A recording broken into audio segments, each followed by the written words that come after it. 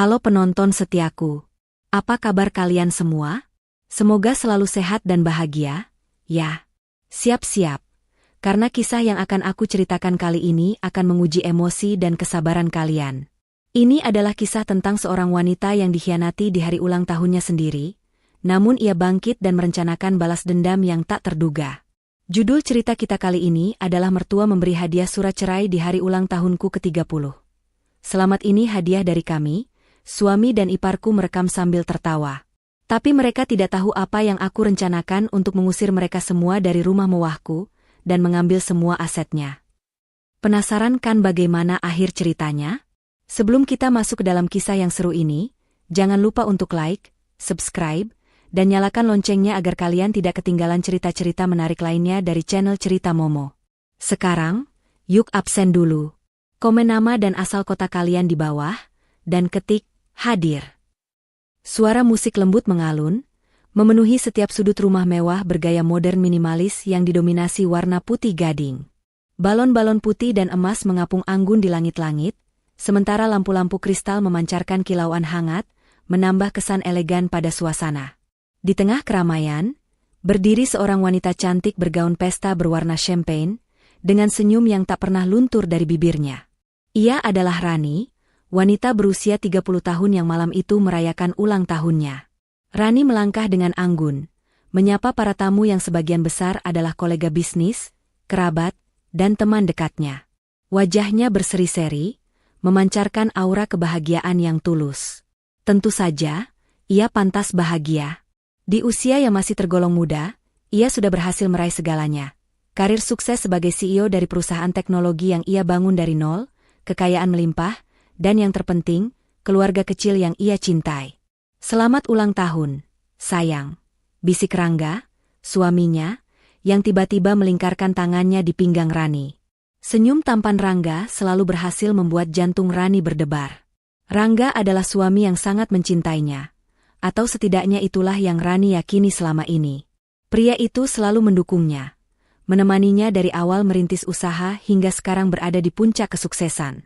Rangga, meskipun tidak memiliki pekerjaan tetap dan hanya mengelola sebagian kecil dari kekayaan Rani, selalu tampak bangga dengan pencapaian istrinya. Di belakang mereka, Bu Siti, ibu mertua Rani, dan Dina, adik ipar Rani, menatap mereka dengan senyum yang entah mengapa terasa dingin. Bu Siti, dengan dandanan menor dan perhiasan berkilauan, selalu berlagak bak sosialita kelas atas, padahal semua kemewahan itu berasal dari uang Rani. Sementara itu, Dina, dengan pakaian bermerek yang juga dibelikan Rani, sibuk merekam suasana pesta dengan ponselnya, sesekali tertawa kecil dengan Bu Siti. Rani, yang terlalu tenggelam dalam kebahagiaan, tidak menyadari tatapan dan tawa mencurigakan itu. "Bagaimana, sayang? Kamu suka pestanya?" tanya Rangga. "Suka sekali, Rangga. Terima kasih. Aku merasa sangat beruntung punya kalian semua," jawab Rani sambil tersenyum. Malam itu, Rani merasa hidupnya sempurna. Ia tidak pernah menduga bahwa semua yang ia yakini sebagai kebahagiaan, hanyalah sebuah sandiwara yang akan segera berakhir. Seiring berjalannya waktu, suasana pesta semakin meriah.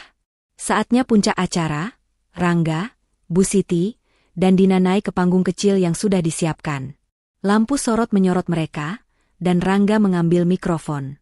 "Selamat malam semuanya. Saya ingin berterima kasih kepada kalian semua yang sudah hadir di ulang tahun istriku tercinta, Rani," ucap Rangga dengan suara lantang yang disambut tepuk tangan meriah. "Rani adalah wanita paling hebat yang pernah saya kenal. Dia adalah segalanya bagiku. Dan sebagai wujud cintaku, aku sudah menyiapkan hadiah spesial untuknya." Rani merasa terharu. Ia melangkah maju ke dekat panggung, matanya berkaca-kaca. Dan tidak hanya dari Rangga, Rani, timpal Bu Siti dengan senyum lebar. "Mama juga sudah menyiapkan kado istimewa untuk menantu kesayangan Mama." Rani menatap Bu Siti dan Dina yang kini berdiri di samping Rangga. Keduanya memegang sebuah kotak kado berukuran sedang yang dibungkus kertas kado berwarna emas. "Selamat ulang tahun, Ran," seru Dina sambil menyodorkan kotak kado itu ke arahnya. Dengan jantung berdebar kencang, Rani menerima kado itu. Ia tidak sabar ingin melihat kejutan apa yang sudah disiapkan keluarganya. Para tamu menanti dengan antusias, Kamera-kamera ponsel diarahkan kepadanya. "Buka sekarang, Rani," perintah Rangga dengan senyum misterius. Rani membuka kado itu dengan perlahan. Saat bungkus kado emas itu tersingkap, sebuah kotak bludru merah tua muncul. Rani mengernyitkan dahi, merasa ada yang aneh. Ia membuka kotak itu dengan hati-hati. Dan apa yang ia lihat selanjutnya, membuat senyum di wajahnya lenyap seketika. Di dalam kotak itu, bukanlah perhiasan atau jam tangan mewah, melainkan sebuah amplop putih. Tangan Rani gemetar saat ia mengeluarkan amplop itu. Ia membuka dan membaca isinya. Dunia seakan berhenti berputar. Kata-kata di dalam kertas itu berputar-putar di kepalanya. Surat pemberitahuan perceraian.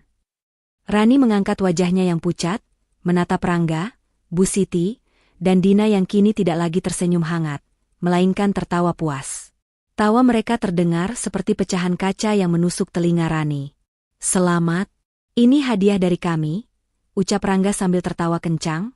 "Selamat ulang tahun, Rani. Selamat atas status barumu sebagai janda." Dina dan Bu Siti ikut tertawa terbahak-bahak. Sementara Dina masih merekam kejadian itu. Para tamu terdiam, bingung dan kaget. Mereka tak menyangka pesta ulang tahun semewah ini akan berubah menjadi panggung sandiwara pengkhianatan yang keji. Rani berdiri mematung, air mata mengalir deras dari matanya, membasahi pipi. Ia merasa hancur, dikhianati oleh orang-orang yang paling ia cintai di hari ulang tahunnya sendiri. Apakah ini hanya mimpi buruk? Kenapa semua ini terjadi? Rani tidak bisa menerima kenyataan. Ia harus tahu kenapa mereka melakukan ini. "Kenapa? Kenapa kalian tega?" bisik Rani, suaranya bergetar. "Kenapa? Kau masih bertanya kenapa?" tanya Bu Siti dengan nada mengejek. "Kau pikir selama ini kami betah hidup bersama wanita sombong sepertimu? Kami hanya memanfaatkanmu, Rani, menggunakan uangmu untuk hidup mewah. Tapi sekarang kami sudah muak. Dan kau tahu, Rangga sudah punya calon istri baru. Lebih cantik, lebih muda, dan yang paling penting, lebih penurut darimu." Rangga mengangguk, membenarkan perkataan ibunya. "Ya, Rani. Kita tidak selevel. Aku butuh wanita yang bisa mengurusku, bukan wanita karir ambisius sepertimu yang bahkan tidak punya waktu untukku. Dia juga sudah hamil." Rani merasa seluruh kekuatannya lenyap. Tubuhnya ambruk, air mata terus mengalir tanpa bisa ia kendalikan. Ia tak menyangka semua ini akan terjadi. Ia merasa bodoh, buta, dan naif. "Kau pikir kau bisa menguasai kami dengan kekayaanmu? Tidak, Rani," seru Dina dengan tawa mengejek. "Sekarang kami yang akan mengusirmu dari rumah ini." Semua yang mereka katakan bagai 1000 pisau yang menusuk jantungnya. Rani tidak bisa berpikir jernih. Semua harapan dan kebahagiaan yang ia rasakan beberapa menit yang lalu, kini hancur lebur menjadi abu. Rani ambruk. Gaun indah berwarna champagne yang tadinya memancarkan keanggunan kini tampak kusut, berpadu dengan air mata yang membanjiri wajahnya. Amplop putih yang berisi surat cerai itu jatuh dari genggamannya, tergeletak tak berdaya di lantai marmer, seolah menjadi simbol dari hatinya yang hancur berkeping-keping. Suara tawa Rangga, Bu Siti, dan Dina terdengar seperti gema dari neraka, mengisi setiap sudut ruangan, menusuk telinganya. "Janda, selamat datang di klub, janda," teriak Dina sambil terus merekam dengan ponselnya, seolah ini adalah konten paling lucu yang pernah ia dapatkan. Bu Siti ikut menimpali, "Lihatlah dia. Hancur. Aku bilang apa, Rangga? Wanita seperti dia tidak pantas mendapatkan kebahagiaan. Hanya uangnya saja yang berguna." Rani mengangkat wajahnya yang basah oleh air mata, matanya memerah menahan sakit. Ia menatap ke sekeliling, berharap ini semua hanya mimpi buruk yang akan segera berakhir. Namun, wajah-wajah terkejut para tamu yang kini berbisik-bisik, tatapan iba dari sebagian, dan tatapan puas dari sebagian lain, meyakinkan Rani bahwa ini adalah kenyataan. "Rangga, bagaimana bisa?" lirih Rani, suaranya tercekat di tenggorokan. Aku mencintaimu. Kita membangun ini bersama." Tawa Rangga mereda, digantikan oleh ekspresi jijik yang dingin. "Membangun bersama? Jangan naif, Rani.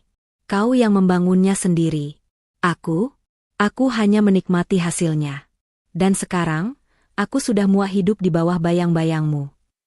Ia menunjuk Rani dengan jijik. Aku butuh kebebasan.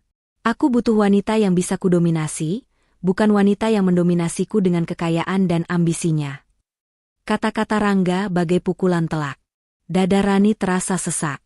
Ia tidak pernah mengira pria yang ia cintai begitu membenci dirinya yang sekarang. Ia selalu berpikir, Rangga bangga padanya.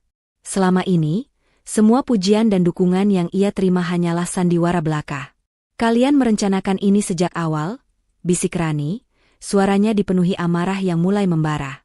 Ini semua bagian dari rencana kalian? Bu Siti tertawa puas, melipat tangannya di depan dada. Tentu saja. Kami sudah muak hidup sebagai benalu. Kami punya rencana yang lebih besar, jauh lebih besar daripada sekadar hidup di rumah ini. Rangga, tunjukkan pada istrimu yang bodoh ini siapa yang akan menjadi pemenang sebenarnya. Rangga mengeluarkan ponselnya dan menunjukkan sebuah foto kepada Rani. Foto itu memperlihatkan Rangga sedang berpelukan mesra dengan seorang wanita yang sangat familiar di mata Rani. Wanita itu tak lain adalah sekretaris pribadi Rangga, Ratih, yang beberapa kali sempat bekerja sama dengannya dalam beberapa proyek kecil. Pemandangan itu membuat hati Rani seperti ditusuk-tusuk. Ratih. Gumam Rani. Dia sudah hamil? Rangga tersenyum bangga. Ya. Dan dia akan memberiku ahli waris yang aku butuhkan, yang tidak bisa kau berikan padaku. Kami akan hidup bahagia, sementara kau, Rani, kau akan hidup sendiri, menyesali semua keputusanmu. Amarah Rani mendidih. Ia teringat semua malam di mana Rangga beralasan lembur di kantor, atau pergi dengan teman-temannya. Ia selalu percaya. Ia selalu memaklumi. Ia terlalu sibuk dan terlalu mencintai suaminya hingga buta. Air mata yang tadinya mengalir karena kesedihan, kini menguap, digantikan oleh kobaran api yang membakar di matanya. Rani bangkit berdiri. Lututnya gemetar, tapi ia memaksakan diri. Ia bukan lagi wanita lemah yang ambruk di lantai. Ia adalah Rani, wanita yang membangun perusahaan dari nol, yang berani mengambil risiko besar, dan yang tidak akan pernah menyerah. Ia membersihkan air mata di pipinya dengan punggung tangan, lalu menatap tajam ke arah Rangga, Bu Siti, dan Dina. Kalian pikir, kalian sudah menang? Ucap Rani dengan suara dingin dan lantang, membuat semua orang terdiam. Kalian pikir, dengan membuangku, kalian akan mendapatkan segalanya. Tawa Rangga kembali pecah, kali ini lebih keras. Tentu saja. Rumah ini, mobil mewahmu, kartu kreditmu, semuanya akan menjadi milikku. Kau pikir setelah bercerai, aku akan membiarkanmu pergi dengan semua ini? Rani? Tidak, sayangku. Aku berhak mendapatkan setengahnya. Dan aku akan mengusirmu dari sini, persis seperti yang kau lakukan pada karyawan yang kau pecat. Mendengar itu, Rani justru tersenyum. Senyum yang begitu dingin, membuat Rangga dan yang lainnya bergidik. Kau tidak bisa. Ini semua milikku. Bukti apa yang kau punya? Semua yang kau beli atas namaku. Rangga tertawa penuh kemenangan. Kau yang mendanai, tapi atas namaku. Kau sangat bodoh, Rani. Bu Siti menambahkan dengan nada mengejek. Kami akan memastikan kau tidak mendapatkan sepeser pun. Kau akan kembali menjadi wanita miskin seperti saat kau bertemu Rangga. Hanya modal dengkul. Rani terdiam sesaat, seolah kata-kata mereka sedang memproses di otaknya. Semakin lama, senyum dinginnya semakin lebar. Kau benar, kata Rani, suaranya terdengar seperti bisikan mematikan. Aku memang bodoh. Aku terlalu percaya pada kalian. Tapi, kau lupa satu hal, Rangga. Aku ini Rani. Aku tidak pernah kalah. Para tamu menatap adegan di depan mereka dengan ngeri. Mereka menyaksikan seorang wanita yang tadinya hancur, kini berubah menjadi singa betina yang siap menerkam. Aku akan buktikan, kalian akan menyesali hari ini. Kalian tidak akan pernah bisa hidup tenang setelah apa yang kalian lakukan. Hahaha, omong kosong. Ejek Dina. Mulai sekarang, aku yang akan tinggal di kamar utama ini. Dan aku akan mengubah semua isi rumah ini. Aku akan ganti semua perabotan dan dekorasi aneh ini. Kita akan mulai hidup baru. Kata-kata Dina menjadi pemicu terakhir. Rani menatapnya dengan pandangan kosong. tetapi di dalam hatinya, sebuah rencana jahat telah terbentuk. Ia tidak akan membiarkan mereka hidup bahagia di atas penderitaannya. Mereka tidak akan pernah bisa menikmati rumah ini, apalagi mengubahnya. Tanpa berkata-kata lagi, Rani membalikkan badan. Ia melangkah melewati kerumunan tamu yang terdiam. Gaunnya yang indah tampak begitu kontras dengan hatinya yang hancur. Ia berjalan lurus, melewati pintu depan rumahnya sendiri, tanpa menoleh sedikit pun ke belakang. Ia meninggalkan pesta itu, meninggalkan semua kenangan pahit, dan yang terpenting, meninggalkan Rangga, Bu Siti, dan Dina dalam kebahagiaan palsu mereka. Sesampainya di luar, ia masuk ke dalam mobilnya. Tangan gemetar mengambil kunci, dan saat ia menyalakan mesin, air mata yang tadi ia tahan akhirnya tumpah lagi. Namun, kali ini bukan air mata kesedihan, melainkan air mata kemarahan dan dendam yang membara. Ia mengemudi jauh, menjauhi rumah yang tadinya ia sebut surga. Di dalam mobil, ia melihat pantulan dirinya di spion. Wajahnya yang bengkak, matanya yang merah, rambutnya yang berantakan. Ini belum berakhir, bisik Rani pada dirinya sendiri. Kalian salah besar jika berpikir aku akan menyerah begitu saja. Ia mengambil ponselnya, jarinya menelusuri daftar kontak. Ia menemukan nama yang ia cari, Pak Dedi, pengacara. Rani menarik napas dalam-dalam, menenangkan suaranya yang bergetar. "Halo, Pak Dedi," ucapnya. Di seberang telepon, suara Pak Dedi terdengar tenang dan ramah. "Ya, Rani. Ada apa? Kamu baik-baik saja?" Rani tidak bisa menahan suaranya agar tetap stabil. Ia menceritakan semuanya. Tentang pesta ulang tahunnya, tentang surat cerai, tentang semua pengkhianatan yang baru saja ia alami. Ia menceritakan tentang bagaimana Rangga dan keluarganya berencana mengambil alih semuanya. "Pak Dedi, saya ingin Bapak bantu saya. Saya ingin mereka membayar. Mereka sudah mengambil kebahagiaan saya, dan saya ingin mengambil semua yang mereka punya. Semuanya. Sampai mereka tidak punya apa-apa." Pak Dedi, yang telah lama menjadi pengacara keluarga Rani, terkejut mendengar ceritanya. Ia mengenal Rani sebagai wanita yang baik dan sabar. Tapi kali ini, ia mendengar nada yang berbeda. Nada yang penuh dengan tekad dan api. "Rani, ini tidak akan mudah," kata Pak Dedi. "Mereka akan melawan." "Saya tahu. Tapi saya tidak peduli," jawab Rani. "Saya punya bukti. Saya punya semua dokumen yang membuktikan bahwa aset-aset itu, termasuk rumah ini, semuanya atas nama saya. Rangga hanya mengelola bagian kecil. Semua yang mereka banggakan, uang, mobil, dan perhiasan, semuanya berasal dari rekening perusahaan saya." "Bagus," kata Pak Dedi. "Itu akan mempermudah. Jadi, apa yang Anda ingin saya lakukan?" "Saya mau Bapak siapkan gugatan cerai dan tuntutan ganti rugi," kata Rani. "Tapi jangan ajukan gugatan itu sekarang. Kita tunggu. Biarkan mereka merasa di atas angin dulu." "Maksud Anda?" "Saya akan bersembunyi. Saya akan menghilang. Biarkan mereka berpikir saya sudah menyerah. Saya ingin lihat apa yang akan mereka lakukan saat saya tidak ada. Saya ingin mereka panik," kata Rani, suaranya terdengar dingin dan penuh perhitungan. "Saya ingin mereka tahu bahwa mereka telah membuat kesalahan terbesar dalam hidup mereka." Pak Dedi terdiam sejenak, terkesan dengan ketenangan Rani. Wanita yang ia kenal sebagai pengusaha sukses, kini berubah menjadi strategis yang kejam. "Baik, Rani. Saya mengerti. Saya akan siapkan semuanya. Anda hubungi saya jika ada perkembangan. Saya akan pastikan mereka mendapatkan balasan yang setimpal." Rani menutup teleponnya. Tangan yang tadi gemetar, kini mengepal erat. Hatinya masih terasa sakit, tapi kini ada satu tujuan yang jauh lebih penting dari sekadar kesedihan.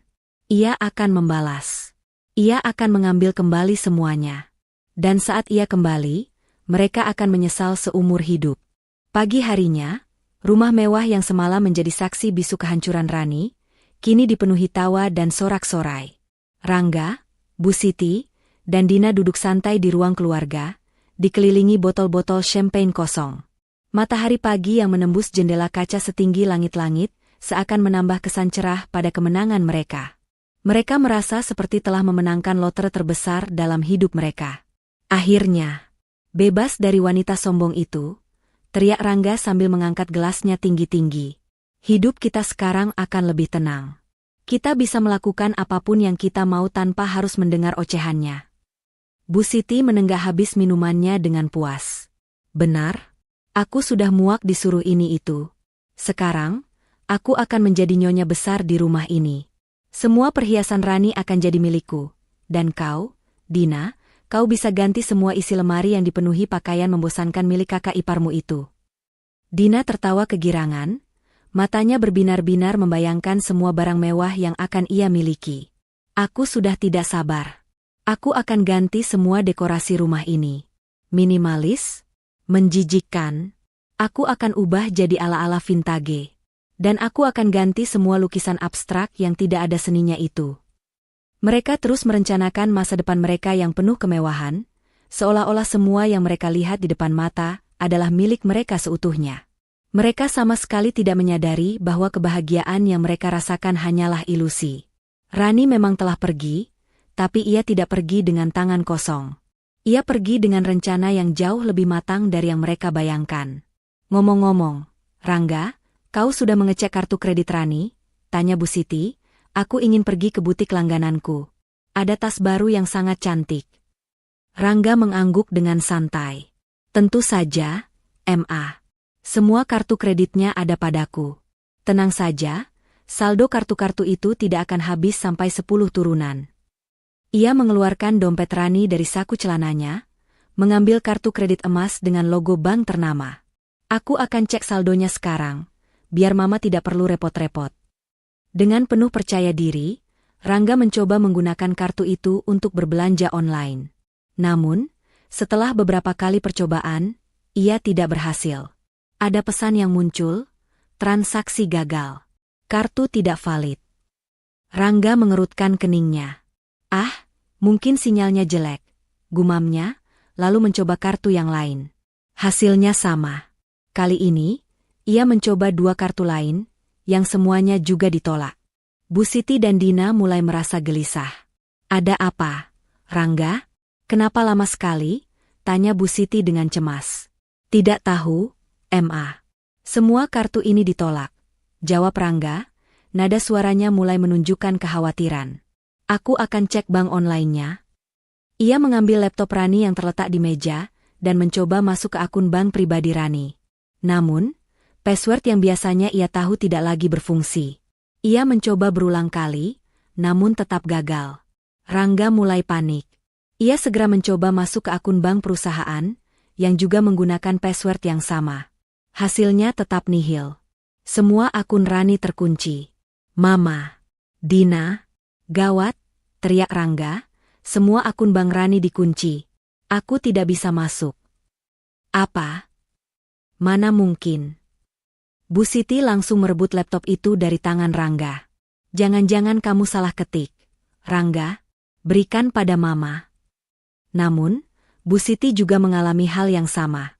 Ia mencoba password lain yang mungkin saja digunakan Rani, tetapi semuanya tidak berhasil.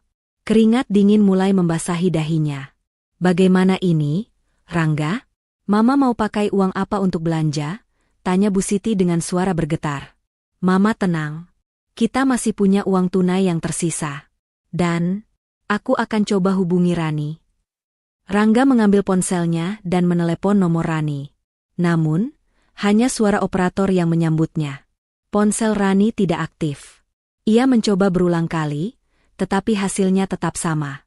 Ia mencoba menghubungi teman-teman Rani, kolega bisnisnya, bahkan asistennya di kantor. Astaga, tidak ada yang mengangkat telepon. Seru Rangga frustasi.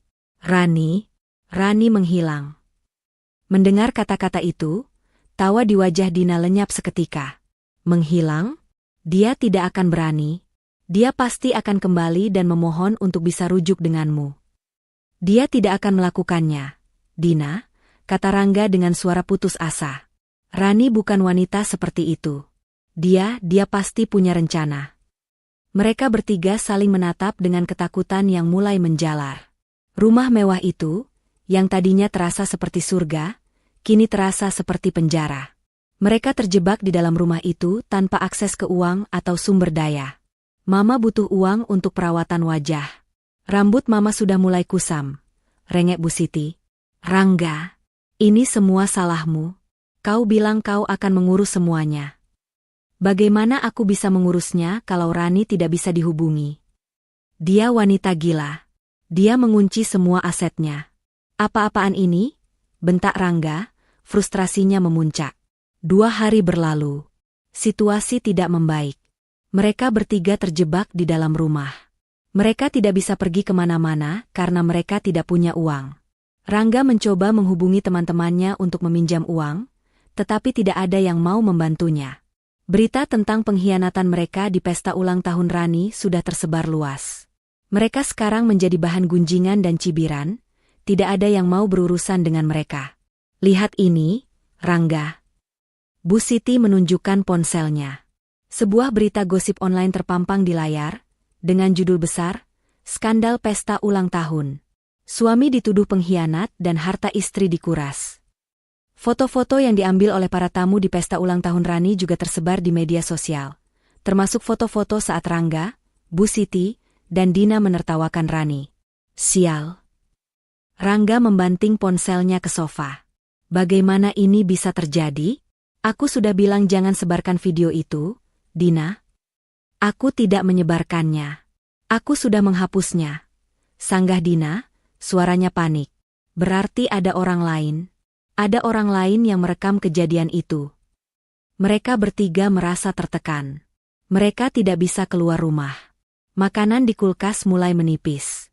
Listrik rumah pun terancam diputus karena tagihannya belum dibayar. Tiba-tiba, bel rumah berbunyi. Rangga, Bu Siti, dan Dina saling berpandangan. Mereka takut itu adalah penagih hutang atau berita buruk lainnya.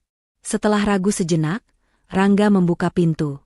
Di depan pintu, seorang kurir berdiri memegang sebuah amplop besar. Pak Rangga, tanya kurir itu. Ya, saya sendiri, jawab Rangga. Ada titipan untuk Anda. Harap tanda tangan di sini, kata kurir itu sambil menyodorkan sebuah tablet. Dengan tangan gemetar, Rangga menandatangani tablet itu dan mengambil amplopnya. Ia menutup pintu dan kembali ke dalam.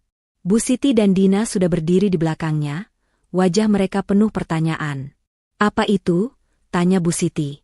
Rangga membuka amplop itu dengan hati-hati. Di dalamnya, ada sebuah surat dengan kop surat dari firma hukum yang dikenalnya. Tulisan yang tertera di sana membuat jantungnya seperti berhenti berdetak. Surat gugatan perceraian dan gugatan harta Gonogini. Di bagian bawah surat itu, tertulis nama firma hukum Deddy Rekan. Mata Rangga membelalak. Ia menatap Bu Siti dan Dina dengan wajah pucat pasi. Pak Deddy, pengacaranya Rani, dia sudah mengajukan gugatan cerai dan tuntutan ganti rugi. Bisik Rangga, suaranya nyaris tidak terdengar. Tidak mungkin. Dia tidak akan berani. Seru Bu Siti, mencoba merebut surat itu dari tangan Rangga. Rangga menahan surat itu. Dia berani, MA. Dan ada surat peringatan lain. Pemberitahuan bahwa Anda telah melanggar privasi, dan Anda dianggap sebagai penyusup di rumah ini. Dina membacakan kalimat itu dengan suara keras. Apa maksudnya? Ini rumah kita sekarang. Tidak. Rangga membanting surat itu ke meja. Ini bukan rumah kita. Selama ini, rumah ini semua aset atas nama Rani. Dia tidak pernah mengubah nama kepemilikan. Kami hanya tinggal di sini. Kita hanya penyewa. Mereka bertiga terdiam, ketakutan yang luar biasa merayap di dada mereka. Mereka menyadari, semua yang mereka lakukan hanya membawa mereka ke dalam lubang yang lebih dalam. Rani tidak melarikan diri karena takut. Rani menghilang karena ia sedang mempersiapkan serangan baliknya. Mama, kita sudah membuat kesalahan besar. Bisik Rangga, air mata mulai menggenang di matanya. Mereka yang tadinya merasa di atas angin, kini harus menghadapi kenyataan pahit. Bahwa mereka telah mengusik singa yang sedang tidur. Dan kini, singa itu telah bangkit. 3 hari berlalu sejak surat dari Pak Deddy tiba, dan ketenangan yang tadinya mereka rasakan kini lenyap, digantikan oleh kepanikan yang mencekam. Rangga, Bu Siti, dan Dina kini hidup seperti tawanan di rumah mewah itu. Mereka tidak punya uang tunai, tidak bisa menggunakan kartu kredit Rani, dan bahkan tidak berani keluar rumah karena takut bertemu dengan para tetangga yang mungkin sudah tahu tentang skandal mereka. Rumah itu, yang tadinya mereka anggap sebagai istana, kini terasa seperti sangkar emas. Mereka terjebak di dalam kemewahan yang tidak bisa mereka sentuh. Makanan di kulkas mulai habis, dan listrik terancam diputus. Rangga, yang biasanya berpenampilan rapi, kini tampak berantakan dengan rambut acak-acakan dan janggut tipis. Rangga, aku lapar. Mama tidak mau makan sisa sarden kaleng lagi. Rengek Bu Siti, suaranya dipenuhi amarah. Kau bilang semua akan baik-baik saja. Kenapa kita jadi seperti ini? Rangga membanting tangannya ke meja makan. Diam. Aku juga bingung, Ma. Kita harus mencari jalan keluar. Dina, yang selama ini hanya mengeluh, kini angkat bicara. Kita punya banyak barang di sini. Kenapa kita tidak menjualnya saja? Lukisan, vas mahal, patung-patung ini. Rani pasti tidak akan sadar. Mata Rangga berbinar. Ide itu terdengar brilian. Kau benar, Dina. Kenapa aku tidak memikirkan itu? Kita jual barang-barang yang paling mahal. Kita akan dapat uang dan bisa menyewa pengacara hebat untuk melawan Rani. Mereka bertiga mulai sibuk mencari barang-barang paling berharga di rumah itu. Rangga mengambil lukisan mahal yang dipajang di ruang tamu, sementara Bu Siti dan Dina sibuk memilih perhiasan, jam tangan, dan vas-vas antik yang dipajang di berbagai sudut ruangan. Aku akan bawa lukisan ini ke galeri seni yang dekat sini, kata Rangga. Aku kenal pemiliknya. Dia pasti mau membelinya. Dengan penuh harapan, Rangga pergi ke galeri seni. Namun, saat ia menunjukkan lukisan itu kepada pemilik galeri, wajah pemiliknya berubah. Maaf, Pak Rangga, kata pemilik galeri, saya tidak bisa membeli lukisan ini. Kenapa? Ini kan lukisan asli dan sangat mahal, protes Rangga. Saya tahu. Tapi lukisan ini terdaftar di database kami. Lukisan ini milik Nyonya Rani, yang terikat asuransi sangat tinggi. Jika saya membelinya, saya bisa dianggap terlibat dalam pencurian, jawab pemilik galeri itu, nadanya terdengar waspada. Lagi pula, saya dengar berita tentang Anda dan Nyonya Rani. Saya rasa lebih baik kita tidak berurusan dulu. Rangga terkejut. Ia tidak menyangka Rani telah mendaftarkan semua asetnya dan mengikatnya dengan asuransi. Bahkan galeri seni pun tahu tentang berita mereka. Ia kembali ke rumah dengan tangan kosong, putus asa. Bagaimana, Rangga? Tanya Bu Siti dan Dina bersamaan. Rangga menggeleng. Tidak bisa. Lukisan itu terdaftar atas nama Rani dan punya asuransi. Kita tidak bisa menjualnya. Mereka bertiga frustasi. Mereka mencoba cara lain. Mereka membuka tas-tas bermerek mahal milik Rani yang ada di lemari. Namun, di dalam setiap tas, mereka menemukan sebuah label kecil dengan nama perusahaan Rani dan kode khusus. Dina mencoba menjual salah satu tas itu secara online, tetapi ia malah mendapatkan peringatan dari situs jual beli bahwa barang itu terdaftar sebagai aset perusahaan, dan ia bisa dilaporkan ke pihak berwajib jika nekat menjualnya. Sial, wanita itu sangat perhitungan, bentak Bu Siti. Dia sudah merencanakan ini semua. Di tempat lain, di sebuah villa mewah dengan pemandangan pegunungan yang asri, Rani duduk santai di teras, menikmati teh hangat. Ponselnya berdering. Nama, Pak Dedi, muncul di layar. Bagaimana, Pak Dedi? Apakah umpan saya berhasil? Tanya Rani, suaranya tenang dan penuh keyakinan. Sangat berhasil, Rani, jawab Pak Dedi. Mereka sudah mencoba menjual beberapa barang, tapi semua usahanya gagal. Rangga bahkan mencoba menjual lukisan yang Anda beli di Paris, dan dia ditolak mentah-mentah. Berita tentang skandal kalian sudah menyebar luas. Tidak ada yang mau berurusan dengan mereka. Rani tersenyum puas. Bagus. Sekarang saatnya meluncurkan fase kedua. Fase kedua? Ya. Tolong sebarkan kabar palsu, Pak Dedi. Katakan pada beberapa kolega bisnis saya, dan juga teman-teman Rangga, bahwa perusahaan saya sedang diambang kebangkrutan. Katakan bahwa saya sedang mencari pembeli untuk semua aset saya, termasuk rumah itu, untuk menutupi hutang. Tapi Rani, Kenapa Anda melakukan itu? Tanya Pak Dedi bingung. Itu akan merusak reputasi Anda. Tidak, Pak Dedi. Ini adalah jebakan. Rangga, Bu Siti, dan Dina akan mendengar rumor ini.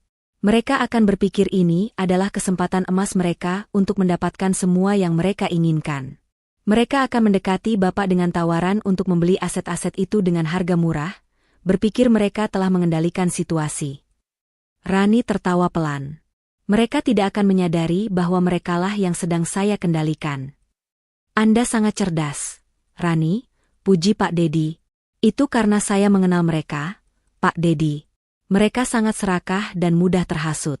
Mereka akan berpikir mereka telah menang, padahal mereka baru saja melangkah ke dalam lubang yang saya gali, kata Rani, matanya memancarkan tekad yang dingin. Kembali ke rumah mewah, Rangga dan keluarganya sedang makan mie instan, satu-satunya makanan yang tersisa. Wajah mereka tampak muram dan putus asa. Bagaimana ini, Rangga? Keluh Dina. Kita tidak punya uang sama sekali. Aku bahkan tidak bisa membeli kuota internet. Tiba-tiba, ponsel Rangga berdering. Itu adalah salah satu temannya. Rangga mengangkat telepon itu dengan malas. Bro, ada kabar buruk nih, kata suara di seberang telepon. Aku dengar perusahaan Rani sedang kolaps. Banyak hutang di mana-mana. Katanya dia mau jual semua asetnya, termasuk rumah mewahnya, untuk bayar hutang. Rangga langsung terduduk tegak. Benarkah? Kau tidak sedang berbohong? Aku serius. Aku dapat kabar dari orang dalam. Katanya mereka sedang cari pembeli, tapi harganya pasti jatuh karena butuh uang cepat. Ini kesempatanmu, bro.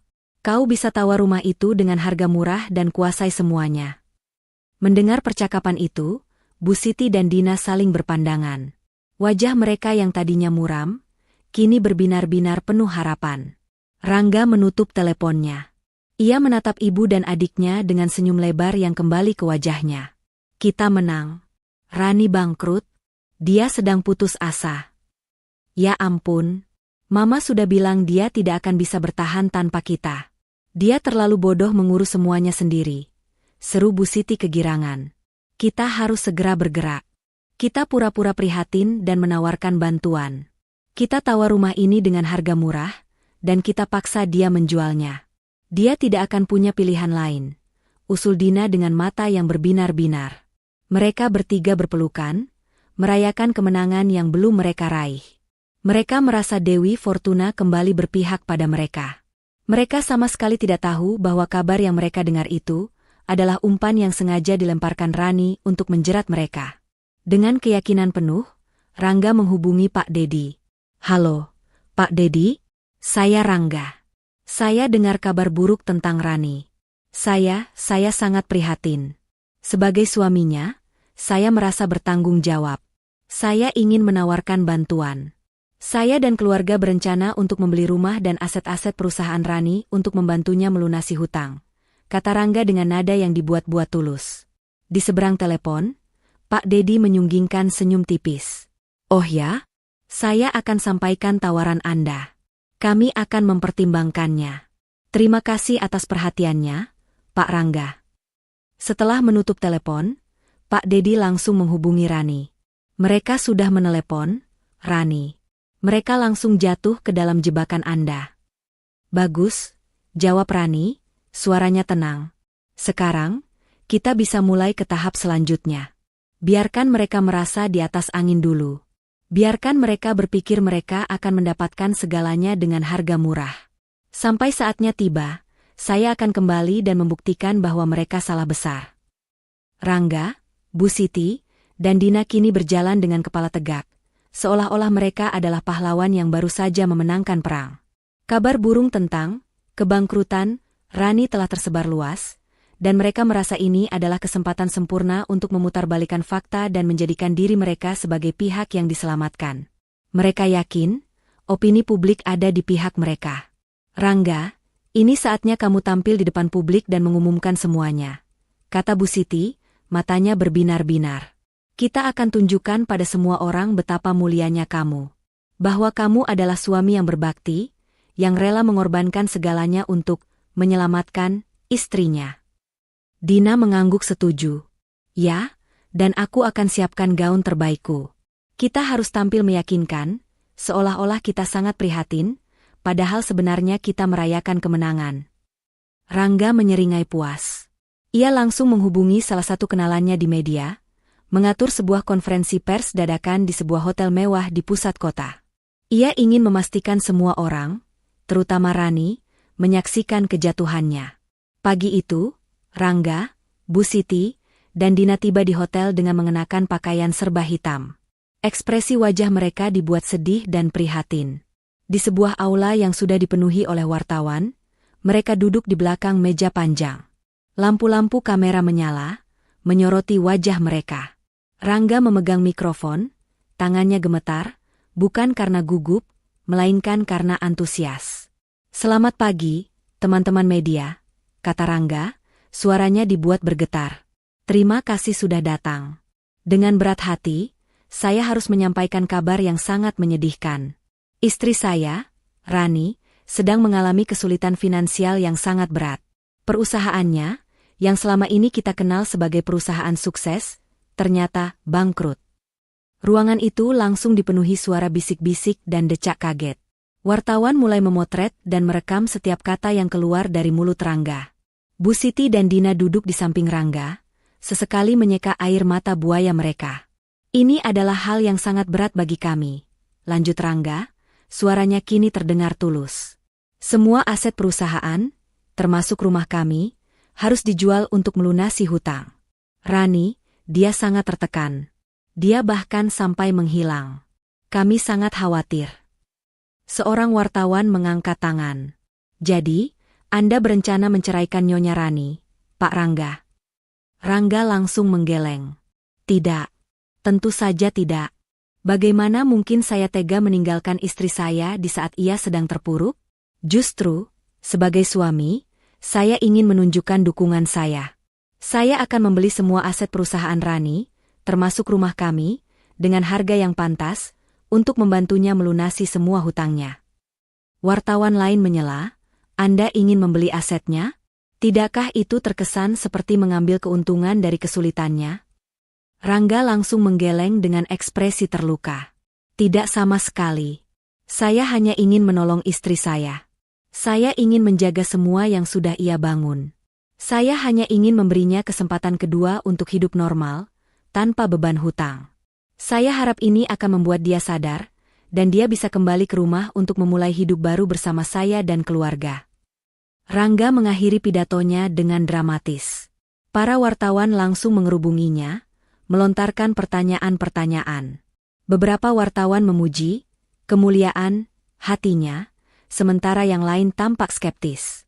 Di tempat lain, di dalam sebuah villa mewah di puncak bukit, Rani duduk di depan televisi layar datar yang besar.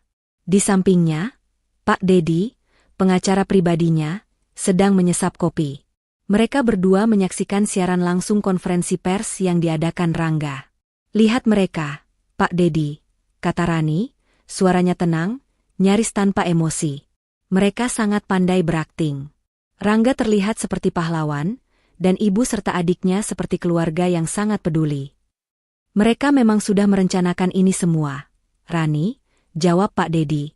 "Kabar palsu yang kita sebarkan benar-benar berhasil memancing mereka." Rani tersenyum tipis. "Tentu saja.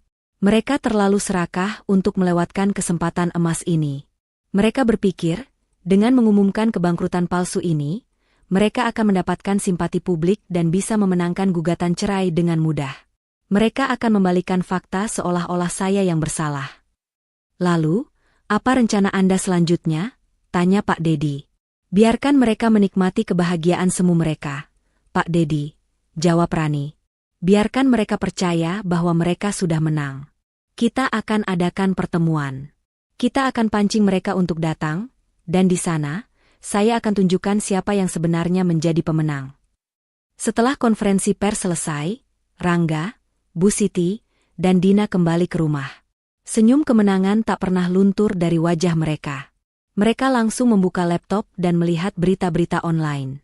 Wajah Rangga terpampang di hampir semua situs berita, dengan judul-judul seperti "Suami Berhati Mulia", Rela jadi pahlawan untuk selamatkan istri yang bangkrut. Atau, meskipun dikhianati, Rangga tetap setia dan ingin selamatkan istrinya.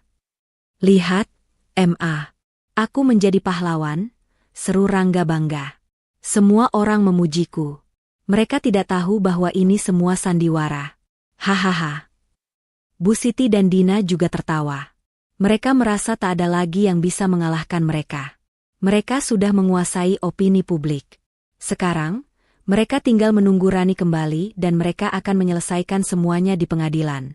Sekarang, kita bisa pergi belanja, Ma, ajak Dina. Kita pinjam uang dulu ke teman Rangga. Dengan pemberitaan ini, mereka pasti mau meminjamkan uang. Rangga mengangguk setuju. Mereka berhasil meminjam uang dari salah satu teman Rangga yang percaya dengan cerita palsu mereka. Mereka segera pergi ke mall, berbelanja tas, sepatu, dan pakaian-pakaian mahal sepuasnya, seolah-olah mereka adalah orang-orang terkaya di dunia. Beberapa hari kemudian, ponsel Rangga berdering. Nama, Pak Dedi, muncul di layar. Dengan percaya diri, Rangga mengangkat telepon itu. Halo, Pak Dedi, saya Rangga. Halo, Rangga, jawab Pak Dedi dengan suara tenang. Saya sudah membicarakan tawaran Anda dengan Rani. Dia bersedia bertemu untuk membahas penjualan aset-asetnya. Jantung Rangga berdebar kencang. Ini dia saat yang ia tunggu-tunggu. Bagus.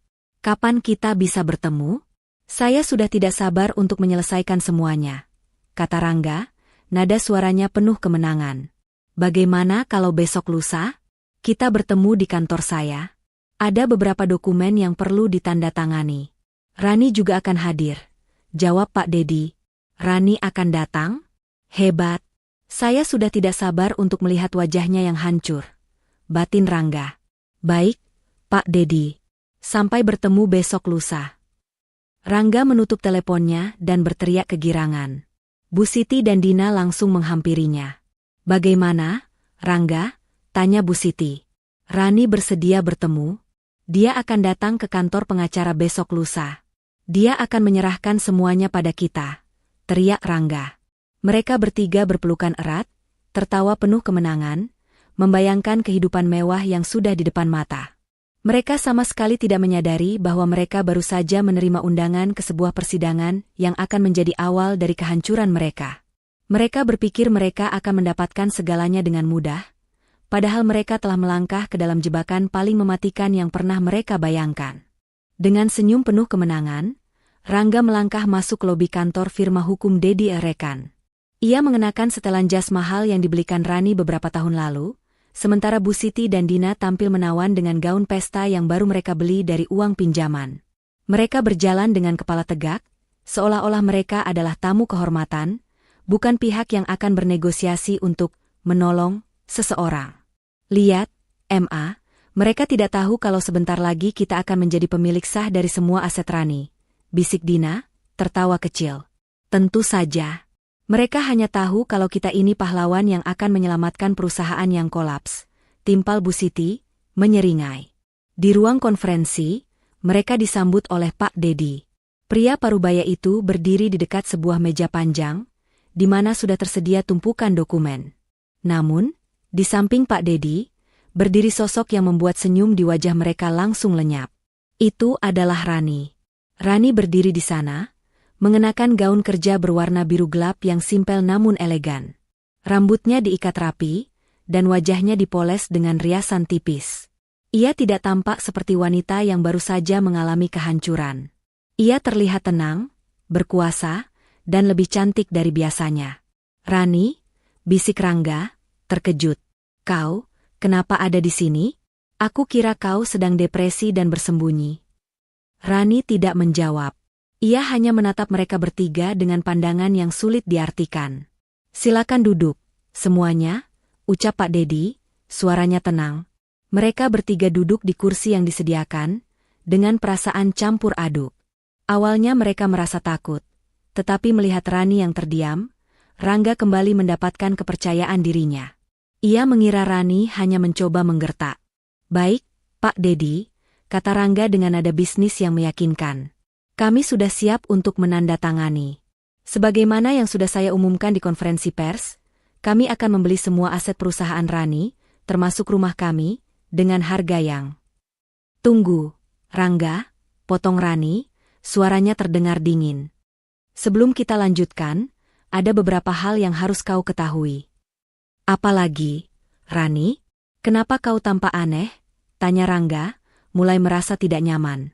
Kau dan keluargamu sudah berakting dengan sangat baik. Aku hampir saja percaya bahwa kalian adalah pahlawan yang ingin menyelamatkanku. Lanjut Rani. Sayangnya, semua yang kalian lakukan dan katakan hanyalah kebohongan besar. Tawa Rangga meledak. Tentu saja. Kau pikir aku tidak tahu kalau perusahaanmu bangkrut? Rani, kau tidak bisa berbohong padaku. Aku sudah melihat laporan keuanganmu. Rani mengangkat alisnya. Oh ya? Kau melihat laporan yang mana? Laporan palsu yang sengaja aku sebarkan? Ekspresi di wajah Rangga berubah drastis. Ia menatap Rani dengan kebingungan. Apa maksudmu?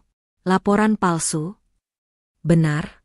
Laporan yang kalian lihat, yang membuat kalian percaya bahwa aku bangkrut dan putus asa, adalah laporan palsu yang sengaja aku sebarkan untuk memancing kalian. Jawab Rani, suaranya kini terdengar seperti belati. Pak Dedi, tolong berikan mereka dokumen aslinya. Pak Dedi menyerahkan sebuah map berisi dokumen-dokumen yang tebal. Dengan tangan gemetar, Rangga membuka map itu dan melihat isinya. Itu adalah laporan keuangan asli perusahaan Rani. Angka-angka di dalamnya tidak menunjukkan kebangkrutan, melainkan keuntungan besar. Perusahaan Rani bahkan sedang dalam puncak kejayaan.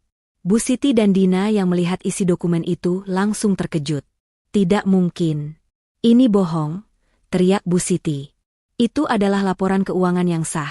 Nyonya Siti, timpal Pak Dedi. Perusahaan Rani tidak bangkrut. Justru, dalam 3 bulan terakhir, keuntungannya meningkat drastis. Rangga tidak bisa berkata-kata. Ia merasa seperti baru saja ditampar. Kebodohan dan keserakahannya telah membutakan matanya. Ini jebakan, teriak Rangga. Rani tersenyum, senyum yang sama dinginnya dengan pandangannya. Tentu saja. Ini adalah jebakan. Sebuah jebakan yang kalian injak dengan kaki kalian sendiri. Aku tahu kalian akan melakukan hal ini. Aku tahu kalian akan memanfaatkan kepergianku untuk mencoba menguasai semuanya. Omong kosong. Kau tidak tahu apa-apa. Kami hanya mencoba membantu, teriak Rangga. Membantu? Kau menyebutnya membantu ketika di hari ulang tahunku. Kau memberikan surat cerai, sementara adikmu merekam sambil tertawa, dan ibumu memanggilku janda. Suara Rani mulai meninggi, amarah yang ia tahan selama ini mulai terlihat. Kau menyebutnya membantu ketika kau berencana mengambil alih rumah yang aku beli dengan keringatku sendiri? Kau ingin membantu, atau kau hanya ingin menguasai semuanya? Rangga terdiam. Ia tidak bisa menyangkal kata-kata Rani. Dan kau, Rangga, lanjut Rani, kini ia menatap suaminya dengan penuh kebencian. Kau pikir aku tidak tahu tentang perselingkuhanmu dengan Ratih? Kau pikir aku tidak tahu bahwa kau telah menipuku selama bertahun-tahun? Aku tahu semuanya. Aku punya bukti. Dan aku akan tunjukkan semuanya di pengadilan. Rani menunjuk sebuah laptop yang terbuka di meja. Layar laptop itu menunjukkan video-video Rangga dan Ratih yang berpelukan mesra. Rekaman percakapan telepon, dan yang paling memalukan, adalah video dari pesta ulang tahun Rani di mana Rangga, Bu Siti, dan Dina menertawakannya. Video itu, aku yang merekamnya, Rangga. Aku ingin melihat sejauh mana kebohonganmu, kata Rani, suaranya bergetar. Aku membiarkanmu dan keluargamu berpikir kalian sudah menang. Tapi di saat yang sama, aku mengumpulkan semua bukti yang aku butuhkan untuk menghancurkan kalian. Wajah Rangga memucat. Ia tidak bisa berkata-kata. Selama ini, ia pikir ia yang memegang kendali, tetapi ternyata ia hanya boneka dalam permainan Rani. Dan sekarang, kau bilang kau ingin membeli aset-asetku? Aku tidak akan menjual apapun. Semua yang kau miliki, termasuk mobil dan jam tangan mewahmu, semuanya terdaftar sebagai aset perusahaan. Kau tidak memiliki apapun, Rangga. Semuanya adalah milikku, kata Rani. Pak Dedi mengambil alih pembicaraan. Tuan Rangga, Nyonya Siti, dan Nona Dina. Berdasarkan bukti yang kami miliki, Anda semua telah melakukan pencemaran nama baik, penipuan, dan bahkan mencoba menguasai aset yang bukan milik Anda. Selain itu, Rangga, Anda telah secara publik mengakui perselingkuhan dan niat Anda untuk menguasai aset Rani di konferensi pers kemarin. Semua yang Anda katakan terekam dengan jelas. Anda tidak memiliki jalan keluar. Rangga, Bu Siti, dan Dina menatap mereka dengan tatapan ngeri. Mereka menyadari, semua yang mereka lakukan hanya membawa mereka ke dalam lubang yang lebih dalam. Pesta ulang tahun yang mereka adakan sebagai panggung kehancuran Rani, kini berbalik menjadi panggung kehancuran mereka sendiri. Mereka telah kalah, telak. Rangga berdiri, matanya dipenuhi amarah. Ini belum berakhir, Rani. Aku akan melawannya di pengadilan. Aku tidak akan menyerah. Silakan, Rangga, kata Rani, suaranya tenang. Tapi ingat, aku sudah siap. Aku akan memastikan, kau tidak akan mendapatkan sepeser pun dariku. Aku akan membuatmu menyesal seumur hidup. Dengan wajah penuh kekalahan, Rangga, Bu Siti, dan Dina meninggalkan ruangan itu. Mereka keluar dari gedung pengacara itu dengan kepala tertunduk, diabaikan oleh para pejalan kaki. Mereka yang tadinya penuh kemenangan, kini kembali menjadi orang-orang yang tidak memiliki apa-apa, kecuali utang dan penyesalan. Rangga, Bu Siti, dan Dina kembali ke rumah mewah yang kini terasa asing bagi mereka. Suasana yang tadinya penuh tawa dan kebahagiaan semu, kini digantikan oleh keheningan yang mencekam. Wajah mereka pucat pasi, dipenuhi rasa malu dan ketakutan. Mereka berjalan dengan langkah gontai, seolah-olah seluruh energi mereka telah terkuras habis di kantor pengacara. Bagaimana bisa dia melakukan ini? Bisik Bu Siti, suaranya bergetar. Aku tidak percaya Rani sekejam ini. Dia bukan kejam, Ma, jawab Rangga, suaranya parau. Dia cerdas. Kita yang bodoh. Kita meremehkannya. Kita pikir dia hanya wanita bodoh yang bisa kita permainkan. Dina duduk di sofa, kepalanya tertunduk. Air mata mulai menggenang di matanya. Lalu sekarang kita bagaimana? Kita tidak punya uang. Kita sudah meminjam uang dari teman Rangga, dan kita sudah menghabiskannya untuk barang-barang yang tidak bisa kita jual. Kita tidak punya apa-apa lagi. Rangga mencoba menghubungi pengacara lain. Namun, setiap kali ia menjelaskan situasinya, pengacara itu selalu menolak untuk menangani kasusnya. Berita tentang skandal konferensi pers sudah menyebar luas, dan tidak ada pengacara yang mau berurusan dengan kasus yang sudah jelas akan kalah. Mereka kini benar-benar sendirian. Tiba-tiba, bel rumah berbunyi. Rangga, Bu Siti, dan Dina saling berpandangan. Mereka takut itu adalah polisi atau penagih hutang. Setelah ragu sejenak, Rangga membuka pintu. Di depan pintu, berdiri 3 orang petugas keamanan. Salah satu dari mereka membawa sebuah amplop dan sebuah surat. Tuan Rangga, tanya salah satu petugas keamanan. Ya, saya sendiri, jawab Rangga, jantungnya berdebar kencang. Kami datang atas perintah Nyonya Rani. Kami membawa surat perintah pengosongan rumah ini. Anda dan keluarga diberikan waktu 1 jam untuk mengemasi barang-barang pribadi Anda dan meninggalkan properti ini, kata petugas itu dengan nada datar, sambil menyodorkan surat perintah itu kepada Rangga. Rangga membacanya dengan mata membelalak. Surat itu dikeluarkan oleh pengadilan dan memberikan kuasa penuh kepada Rani untuk mengusir mereka dari rumah itu. Bu Siti dan Dina langsung panik. Tidak. Ini tidak bisa. Ini rumahku, teriak Bu Siti.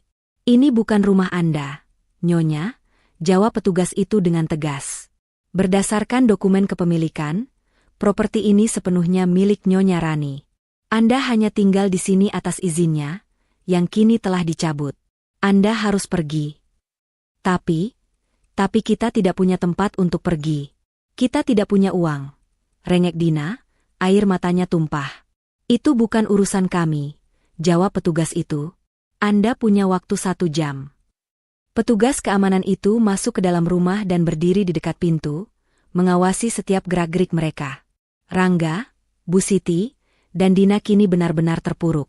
Mereka harus meninggalkan rumah yang selama ini menjadi sumber kebahagiaan palsu mereka. Dengan terpaksa, mereka mulai mengemasi barang-barang pribadi mereka. Bu Siti dengan sedih mengemasi perhiasan-perhiasan yang ia dapatkan dari Rani, sementara Dina memasukkan semua pakaian bermereknya ke dalam koper. Rangga hanya bisa menghela napas panjang, ia merasa seperti hidupnya sudah berakhir. 1 jam kemudian, mereka keluar dari rumah dengan membawa beberapa koper dan tas.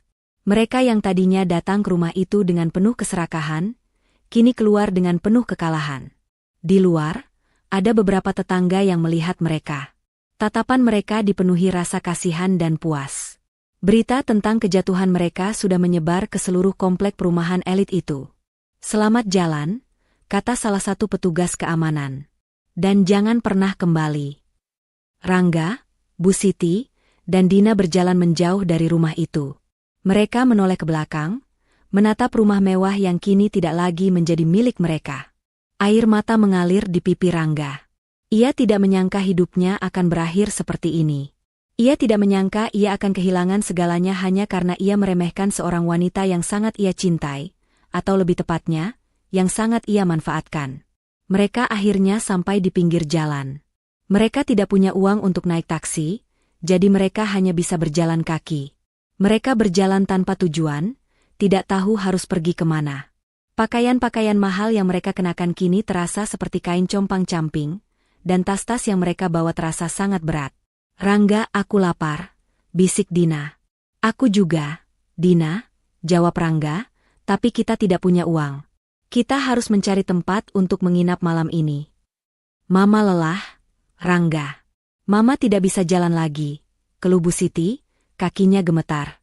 Dengan penuh keputusasaan, mereka akhirnya menemukan sebuah motel kumuh di pinggir kota.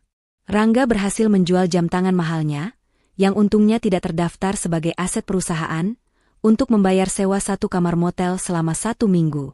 Di dalam kamar motel yang kecil dan berbau apek itu, mereka bertiga duduk di ranjang yang sempit. Mereka tidak bisa tidur. Mereka tidak bisa berhenti memikirkan apa yang telah mereka lakukan. Mereka telah kehilangan segalanya. Uang, rumah, harga diri, dan yang paling penting, mereka telah kehilangan kesempatan untuk hidup bahagia. "Bagaimana ini, Rangga?" tanya Bu Siti. "Kita tidak bisa hidup seperti ini. Kita harus cari cara untuk mendapatkan uang." "Bagaimana, Ma? Kita tidak punya keahlian. Kita tidak punya pekerjaan.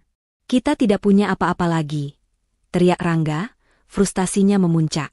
"Kita akan meminta maaf pada Rani," seru Dina. "Kita akan memohon padanya untuk memaafkan kita. Dia pasti akan kasihan dan memberikan kita uang." Rangga menertawakan ide itu. "Kau pikir Rani akan kasihan pada kita? Kau pikir dia akan memaafkan kita? Setelah semua yang kita lakukan padanya?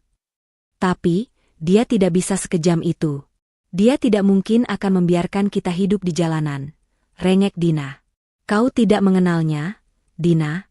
Rani yang sekarang, bukan lagi Rani yang dulu. Dia sudah berubah. Dia adalah singa betina yang akan membalas semua yang telah kita lakukan padanya," jawab Rangga, matanya dipenuhi ketakutan. Mereka bertiga terdiam.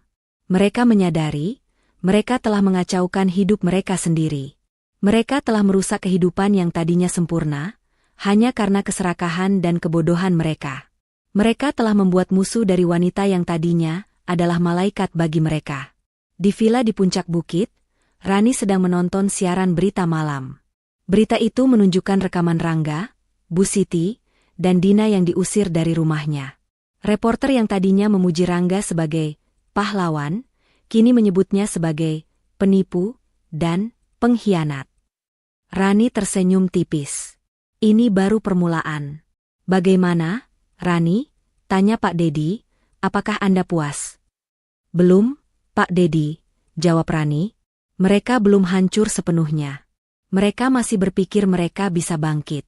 Saya akan pastikan mereka tidak akan pernah bisa bangkit. Saya akan membuat mereka menyesal seumur hidup." Rani mengambil ponselnya. Ia membuka sebuah aplikasi. Di layar ponselnya, terlihat akun media sosial milik Rangga, Bu Siti, dan Dina yang sudah ia pantau selama ini.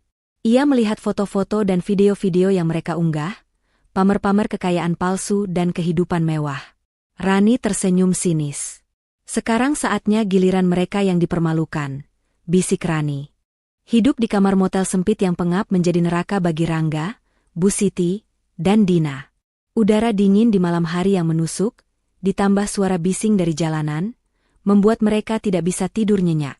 Mereka terus bertengkar, saling menyalahkan atas semua yang terjadi. "Ini semua salahmu, Rangga," teriak Bu Siti. "Kalau saja kau tidak serakah dan bersabar, kita tidak akan berakhir seperti ini.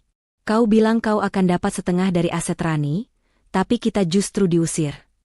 "Salahku?" balas Rangga, suaranya naik 1 oktav. "Kau yang pertama kali menyuruhku untuk menceraikannya. Kau yang meminta uang, mobil, dan perhiasan.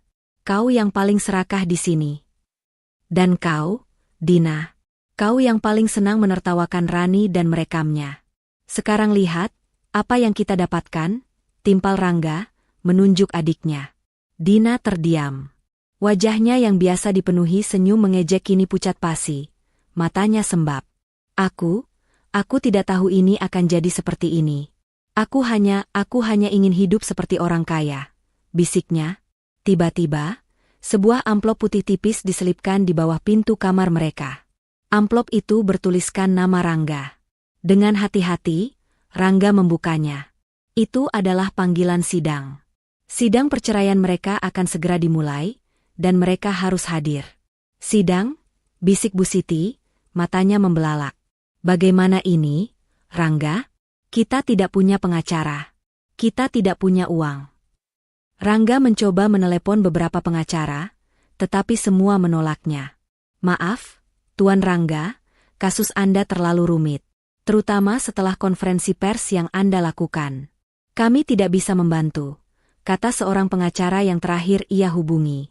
Rangga, Bu Siti, dan Dina merasa dunia mereka runtuh. Mereka harus menghadapi Rani di pengadilan tanpa persiapan, tanpa pengacara, dan tanpa uang.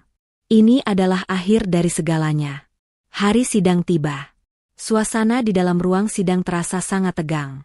Rangga, Bu Siti, dan Dina duduk di bangku paling belakang, mengenakan pakaian sederhana yang sudah kusam.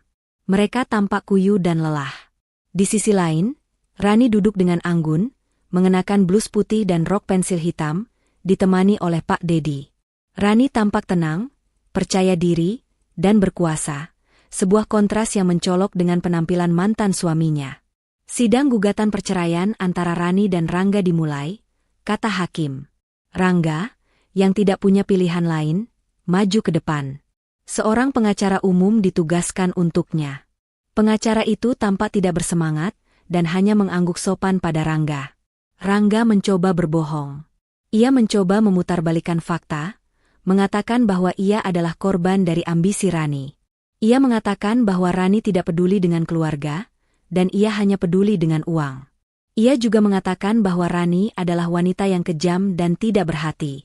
"Dan saya, Yang Mulia, berhak mendapatkan sebagian dari aset-asetnya," kata Rangga. "Saya adalah suaminya. Saya selalu menemaninya saat ia merintis perusahaan. Saya juga membantu mengurus keuangan perusahaan. Saya berhak atas aset-aset itu sebagai harta gono gini." Setelah Rangga selesai berbicara, giliran Pak Dedi yang maju. Pria parubaya itu berdiri dengan gagah, senyum tipis di wajahnya. "Yang Mulia, semua yang dikatakan oleh Tuan Rangga adalah kebohongan belaka. Kami memiliki bukti yang akan menunjukkan kebenaran. Bukti-bukti yang tidak bisa disangkal," kata Pak Dedi. Pak Dedi meminta Rani untuk maju ke depan. Rani berdiri dengan tenang, matanya menatap lurus ke depan. Pak Dedi mulai memutar video dari pesta ulang tahun Rani. Di layar besar yang ada di depan, terlihat Rangga, Bu Siti, dan Dina menertawakan Rani saat ia membuka kado yang berisi surat cerai. Suara tawa mereka terdengar keras dan menggema di seluruh ruangan. Hakim terkejut. Bu Siti dan Dina menundukkan kepala mereka, merasa malu. Rangga mengepalkan tangannya, amarahnya memuncak. "Ini adalah bukti dari perlakuan Tuan Rangga dan keluarganya pada klien saya. Yang Mulia, Tuan Rangga tidak pernah membantu klien saya mengurus keuangannya. Justru, klien saya yang bekerja keras untuk membangun perusahaannya, sementara Tuan Rangga dan keluarganya hanya menghabiskan uangnya," kata Pak Dedi. Ia kemudian menunjukkan bukti-bukti transfer uang dari rekening perusahaan Rani ke rekening pribadi Bu Siti dan Dina, dan juga bukti-bukti pembelian barang-barang mewah. Hakim mengangguk-angguk, melihat bukti-bukti itu dengan serius. Dan yang terakhir, Yang Mulia, kata Pak Dedi, kami memiliki video konferensi pers yang dilakukan oleh Tuan Rangga. Pak Dedi memutar video konferensi pers itu, di mana Rangga, dengan air mata buaya, mengumumkan kebangkrutan Rani dan niatnya untuk mengambil alih aset-asetnya. Ekspresi wajah Rangga di video itu terlihat sangat meyakinkan, membuat hakim semakin terkejut. Yang Mulia, kata Pak Dedi, video ini menunjukkan dengan jelas bahwa Tuan Rangga melakukan penipuan dan pencemaran nama baik. Ia menyebarkan berita palsu tentang kebangkrutan klien saya, dan ia mencoba mengambil keuntungan dari kebohongan itu. Ini adalah bukti bahwa ia tidak pantas mendapatkan sepeser pun dari aset klien saya. Hakim menatap Rangga. Apakah Anda memiliki bukti untuk membantah ini, Tuan Rangga? Rangga tidak bisa berkata-kata. Ia ingin berteriak. Ia ingin mengatakan bahwa itu semua bohong, tetapi bukti-bukti yang ditunjukkan oleh Pak Dedi terlalu kuat. Ia merasa seluruh kekuatannya lenyap. Hakim menghela napas panjang. Berdasarkan bukti-bukti yang telah diberikan, saya memutuskan bahwa gugatan perceraian ini disetujui. Dan Tuan Rangga, berdasarkan bukti-bukti yang sah, Anda tidak berhak atas aset-aset Nyonya Rani. Semua aset, termasuk rumah, mobil, dan perusahaan, adalah milik Nyonya Rani seutuhnya. Anda tidak berhak atas harta Gonogini. Hakim mengetuk palunya. Sidang ditutup. Rangga, Bu Siti, dan Dina terdiam. Mereka tidak bisa mempercayai apa yang mereka dengar. Mereka kalah. Mereka kalah telak. Tidak. Ini tidak bisa, teriak Bu Siti. Diam, Ma, bisik Rangga, matanya dipenuhi air mata. Ia menatap Rani dengan penuh kebencian. Rani membalas tatapan itu dengan senyum tipis. Senyum yang sama yang ia lihat saat ia membuka kado berisi surat cerai di pesta ulang tahunnya. Mereka bertiga berjalan keluar dari ruang sidang. Media sudah menunggu di luar. Mereka mengerubungi Rangga, Bu Siti, dan Dina, melontarkan pertanyaan-pertanyaan. Bagaimana perasaan Anda, Tuan Rangga? Setelah semua kebohongan Anda terbongkar, tanya seorang reporter. Rangga tidak bisa menjawab. Ia hanya bisa menundukkan kepalanya, berjalan melewati kerumunan media. Ia kini bukan lagi pahlawan di mata publik, melainkan penipu dan pengkhianat. Mereka bertiga berdiri di pinggir jalan, di bawah terik matahari. Mereka tidak punya uang untuk pulang. Mereka hanya bisa menunggu keajaiban. Rangga menatap ke langit, menyesali semua yang telah ia lakukan. Rani, kau menang, bisiknya. Kau menang dan aku kalah. Setelah pengadilan usai, Rani tidak langsung pulang ke rumah. Ia memilih menghabiskan sore di sebuah kafe yang tenang, menikmati secangkir teh hangat sambil menatap hujan yang mulai turun. Kemenangan yang baru saja ia raih di pengadilan terasa manis. Namun ia tidak merasakan euforia yang meledak-ledak. Yang ia rasakan adalah sebuah kelegaan yang luar biasa, seolah beban berat yang selama ini ia pikul kini telah terangkat. Ia tidak lagi menjadi korban. Ia adalah Rani, wanita yang berani bangkit dari keterpurukan. Ia teringat kembali pada hari ia mendapatkan surat cerai itu. Hari ulang tahunnya yang seharusnya menjadi hari paling bahagia, justru berubah menjadi mimpi buruk. Namun, kini ia menyadari bahwa kejadian itu adalah sebuah berkah tersembunyi. Pengkhianatan itu telah membuka matanya dan membebaskannya dari hubungan yang toksik. Dengan perasaan ringan, Rani akhirnya memutuskan untuk kembali ke rumahnya. Saat ia melangkah masuk, rumah itu terasa berbeda. Rumah ini tidak lagi terasa seperti sebuah sangkar emas yang penuh kenangan pahit. Kini, rumah ini adalah miliknya seutuhnya. Setiap sudutnya, setiap perabotannya, setiap lukisan yang tergantung di dinding, adalah hasil kerja kerasnya. Tidak ada lagi tawa mengejek atau tatapan serakah. Yang ada hanya ketenangan dan kedamaian. Rani berjalan ke kamar tidur utama. Ia menatap cermin, melihat pantulan dirinya. Wanita yang ia lihat bukanlah wanita yang hancur karena cinta, melainkan wanita yang kuat dan berani. Ia tersenyum, bukan senyum yang dipaksakan, melainkan senyum tulus dari hati. Malam itu, ia tidur nyenyak, tidak lagi dihantui mimpi buruk, tetapi dihantui oleh harapan akan masa depan yang cerah. Keesokan harinya, Rani kembali ke kantor. Kabar tentang kemenangannya di pengadilan sudah menyebar luas di kalangan karyawan. Mereka menyambutnya dengan tepuk tangan dan senyum bangga. Rani yang selama ini dikenal sebagai CEO yang tegas dan berwibawa, kini juga dikenal sebagai wanita yang tangguh dan tidak kenal menyerah. Ia menjadi inspirasi bagi semua orang. Rani mengadakan rapat dengan para manajernya. Ia tidak membahas tentang perceraiannya, melainkan tentang rencana ekspansi perusahaan. Ia ingin membeli sebuah gedung baru untuk kantornya, ia ingin memperluas bisnisnya ke pasar internasional, dan ia juga ingin memulai proyek-proyek amal. Rani tidak hanya ingin menjadi pengusaha sukses, ia ingin menjadi orang yang bermanfaat bagi orang lain. Sementara Rani sibuk membangun kembali hidupnya, Rangga, Bu Siti, dan Dina harus menghadapi kenyataan pahit. Setelah diusir dari rumah, mereka terpaksa tinggal di sebuah kontrakan kecil di pinggir kota, yang mereka sewa dengan sisa uang hasil menjual jam tangan Rangga. Kondisi kontrakan itu sangat memprihatinkan. Dindingnya lembab, kamar mandinya kotor, dan atapnya bocor. Mereka bertiga mencoba mencari pekerjaan, tetapi tidak ada yang mau mempekerjakan mereka. Berita tentang skandal mereka di pengadilan sudah menyebar luas, dan mereka sekarang dikenal sebagai penipu dan pengkhianat. Rangga, yang selama ini hanya mengandalkan Rani, tidak punya keahlian apapun. Bu Siti dan Dina, yang selama ini hanya sibuk belanja dan bersosialisasi, juga tidak punya keahlian. Hidup mereka berbanding terbalik dengan kehidupan Rani. Saat Rani duduk di kursi empuk kantornya yang mewah, mereka harus duduk di kursi plastik yang reot di kontrakan mereka. Saat Rani makan siang di restoran bintang 5, mereka harus makan nasi dengan lauk seadanya. Saat Rani tertawa bahagia, mereka hanya bisa menangis dan saling menyalahkan.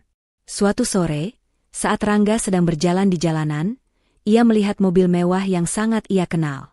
Mobil itu adalah mobil yang sama yang pernah ia kendarai.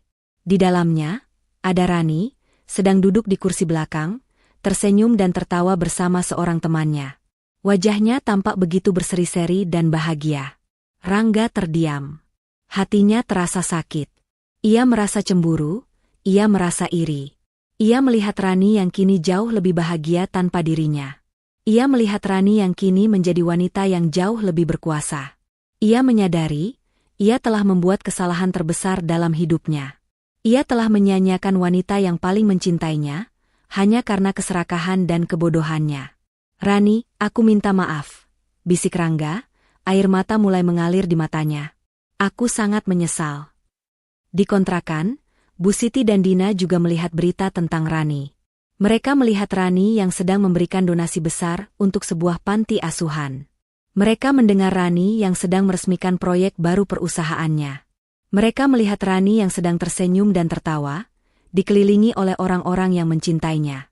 Mama, kita sudah melakukan kesalahan besar, bisik Bu Siti. Kita seharusnya tidak mengganggu hidupnya. Kita seharusnya tidak membuang wanita sebaik dia. Dina tidak bisa berkata-kata. Ia hanya bisa menangis. Ia teringat saat Rani membelikannya tas mahal, saat Rani mengajaknya berlibur ke luar negeri. Semua itu kini hanyalah kenangan pahit. Rani melanjutkan hidupnya. Ia menjual rumah mewah itu dan membeli sebuah villa yang jauh lebih besar dan lebih indah. Ia juga membeli sebuah mobil baru yang lebih canggih. Ia hidup dalam ketenangan dan kebahagiaan. Ia tidak lagi memikirkan Rangga, Bu Siti, dan Dina. Mereka kini hanyalah bagian dari masa lalunya yang gelap. Suatu hari, saat ia sedang makan siang di sebuah restoran, seorang reporter datang menghampirinya. Nyonya Rani, bagaimana perasaan Anda sekarang? Setelah semua yang terjadi? Rani tersenyum. Saya merasa sangat bebas. Saya merasa damai. Saya telah belajar bahwa kebahagiaan yang sejati tidak datang dari uang atau status, melainkan dari keberanian kita untuk bangkit dari keterpurukan. Reporter itu mengangguk, terkesan dengan jawaban Rani. Anda adalah inspirasi bagi banyak orang. Rani hanya tersenyum. Ia tahu, ia telah melewati badai yang dahsyat. Dan kini, ia siap untuk menikmati pelangi. Setelah diusir dari rumah, Rangga, Bu Siti, dan Dina terpaksa hidup di jalanan selama beberapa hari. Mereka akhirnya berhasil menemukan tempat tinggal di sebuah gubuk reot di perkampungan kumuh, yang mereka sewa dengan sisa uang dari hasil menjual barang-barang kecil. Lingkungan itu sangat berbeda dari kehidupan mewah yang selama ini mereka jalani. Bau sampah yang menyengat, nyamuk yang tak henti-hentinya, dan tetangga yang jauh dari kesan elit, membuat mereka merasa sangat terpuruk. Setiap hari adalah perjuangan. Rangga mencoba mencari pekerjaan, tetapi ia selalu ditolak. Reputasinya sudah hancur. Tidak ada perusahaan yang mau mempekerjakan seorang penipu yang sudah viral di media sosial. Bu Siti dan Dina juga mencoba mencari pekerjaan serabutan, tetapi mereka tidak punya keahlian. Tubuh mereka yang terbiasa dengan kemewahan, kini harus bekerja keras untuk mendapatkan uang seadanya. 1 tahun berlalu. Kehidupan mereka tidak membaik. Mereka kini menjadi pengemis, seringkali menunggu di pinggir jalan untuk mendapatkan makanan. Wajah mereka yang tadinya dipenuhi tawa, kini dipenuhi oleh kelelahan dan kesedihan. Suatu sore, saat mereka sedang duduk di pinggir jalan, Rangga melihat sebuah mobil mewah berhenti tidak jauh dari tempatnya. Jantungnya berdebar kencang. Ia mengenali mobil itu. Mobil itu adalah mobil yang sama yang pernah ia kendarai. Dan di dalamnya, duduk seorang wanita yang sangat ia kenal. Rani. Rani melangkah keluar dari mobilnya. Ia mengenakan gaun putih yang elegan, dan rambutnya diurai. Wajahnya berseri-seri, matanya memancarkan aura kebahagiaan yang tulus. Rani kini terlihat jauh lebih cantik, lebih berkuasa, dan lebih berkelas. Ia berjalan menuju sebuah restoran mewah, dikawal oleh 2 orang bodyguard. Rangga, Bu Siti, dan Dina menatapnya dari jauh, tidak bisa bergerak. Mereka melihat Rani yang kini hidup dalam kebahagiaan, sementara mereka harus hidup dalam penderitaan. Mereka melihat Rani yang kini memiliki segalanya, sementara mereka tidak memiliki apa-apa. Dia terlihat sangat bahagia, bisik Dina, air mata mengalir di pipinya. Mama tidak percaya dia bisa sebahagia itu tanpa kita, kata Bu Siti, suaranya parau. Rangga tidak bisa berkata-kata. Hatinya terasa sakit. Ia merasa seperti ada ribuan jarum yang menusuk jantungnya. Ia melihat wanita yang pernah ia cintai, wanita yang pernah ia sia-siakan, kini hidup dalam kebahagiaan yang sejati. Ia melihat wanita yang pernah ia hina, kini menjadi wanita yang paling dihormati. Rangga tidak tahan lagi. Ia berdiri, dan berjalan menuju restoran itu. Bu Siti dan Dina mencoba menghentikannya, tetapi Rangga tidak peduli. Ia harus berbicara dengan Rani. Ia harus meminta maaf. Rangga berhasil menerobos masuk. Ia mencari Rani, dan matanya menemukan Rani sedang duduk di meja makan. Rani menatapnya. Matanya yang tadinya berseri-seri, kini berubah menjadi dingin. Rangga, apa yang kau lakukan di sini? Tanya Rani, suaranya terdengar datar. Rani, aku datang untuk meminta maaf, kata Rangga, suaranya bergetar. Aku sangat menyesal. Aku minta maaf atas semua yang telah aku lakukan padamu. Aku minta maaf karena aku bodoh. Aku minta maaf karena aku serakah. Aku menyesal seumur hidup. Rani menatapnya. Ia melihat penyesalan di mata Rangga. Ia melihat air mata yang mengalir di pipinya. Namun, hatinya tidak bergeming. Rangga, kata Rani, kau pikir kau bisa datang dan meminta maaf, dan semuanya akan kembali seperti semula.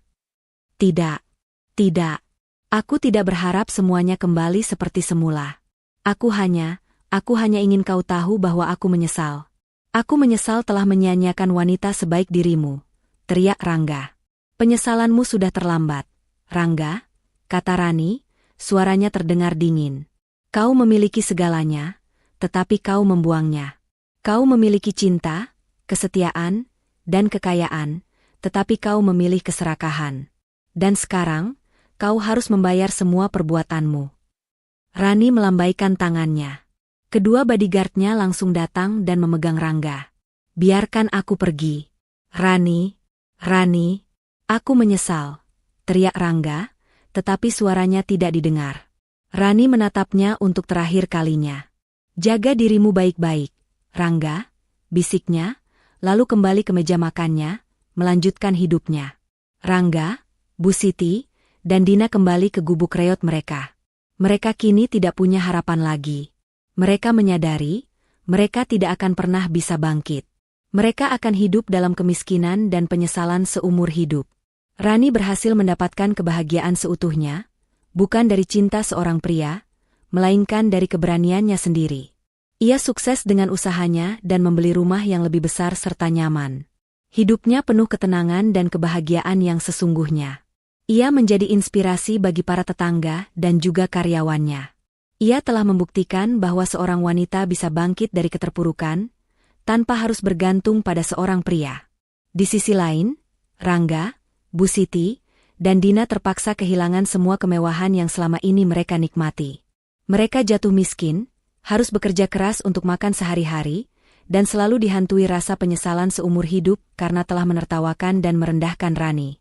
Mereka akhirnya mengerti bahwa Rani, wanita yang mereka sebut bodoh dan naif, adalah pemilik asli dari segalanya, dan merekalah yang pantas ditertawakan. Kisah Rani mengajarkan kita bahwa keserakahan akan selalu membawa kehancuran. Jangan pernah meremehkan kekuatan seorang wanita, karena di balik senyumnya, ia bisa saja menyembunyikan kekuatan dan keberanian yang luar biasa. Dan yang terpenting, kebahagiaan yang sejati tidak bisa dibeli dengan uang, tetapi ditemukan dari keberanian untuk menjadi diri sendiri dan bangkit dari keterpurukan.